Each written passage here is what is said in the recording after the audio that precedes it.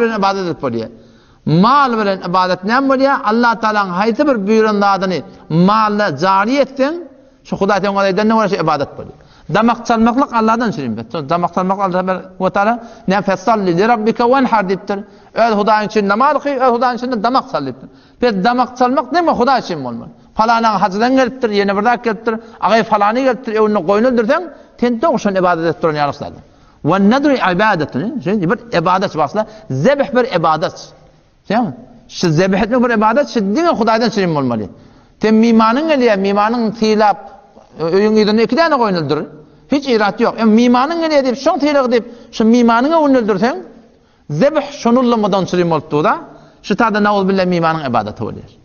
Ya hamana sen şu alakana yanlışlıkla var arada nezrettim bilmem şöyle zert falan nezre falani nezre behvettin ne Allah'dan gayrı nezretmeklik şu Allah'dan gayrı ibadet şu nezr fakat Allah'ın hakkı sogabını kime versen ol ödemde kadar şimdi bilmem şu urun pes şu iş form ibadet ba dilin ibadeti cismin ibadeti malın ibadeti dini Allah'dan şirinmiş Allah'dan gayrı şu iş sadi ve hiç olmaz sarf etmeliydin dilini fakat Allah Teala'nın yolunda tutmalı. Malını Allah Teala'nın yolunda tutmalı. Cismini de Allah Teala'nın yolunda tutmalı. Her bir tane Hudaý bilen Peygamber şonu buyurupdyr. Ma'mur bihi we taýdanatlara şoňa ibadet diýdi. Ondan sonra beş kelamy bilen noktaat Hudaý Teala aýtýar. Eni Peygamber Allah Teala aýtýar biz ştadan et-tahiyyatu lillahi we salavatu we tayyibat. Hop eni Peygamberimiz o takbirany Peygamberimiz Allah Teala salam beripdir. Biz salamı kime vermeli? Biz salamı Peygamberimize vermeli.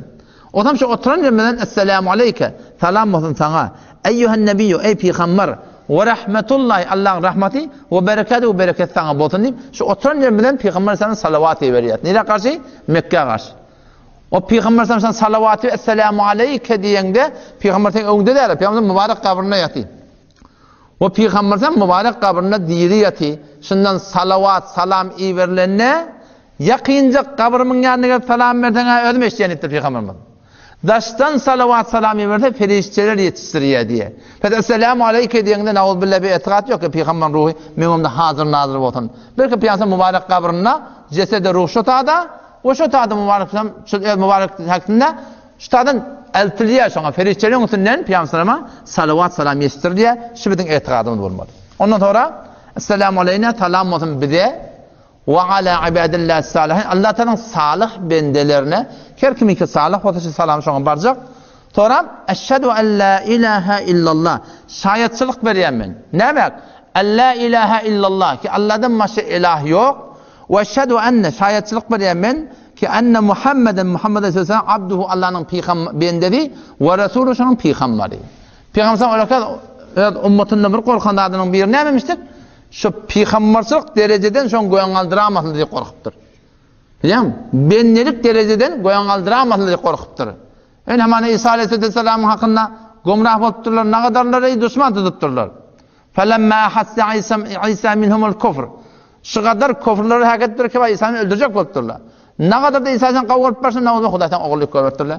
Peygamber Hudaýdan şunun hakkında öz ummatyny korkup şunu benden ummatyny düşündüripdir ki men abduhu Allah'ın bennesi men ve Resul Allah'tan peygamber men. Men peygamberden goýanda başa burdatdy ve men benneden de başa burdat diýipdir yani. Subhanellezi esra bi abdihi diye Allah'tan pak ol bir zat ki akitti gecesine bi abdi bennetini.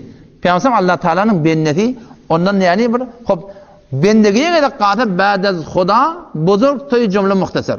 Allah'dan sonra kim olakan? Peygamberimiz olakan. Yine ba tamam olakanlıkta yine bende şu. Ondan ayrıtayım bir zat diye.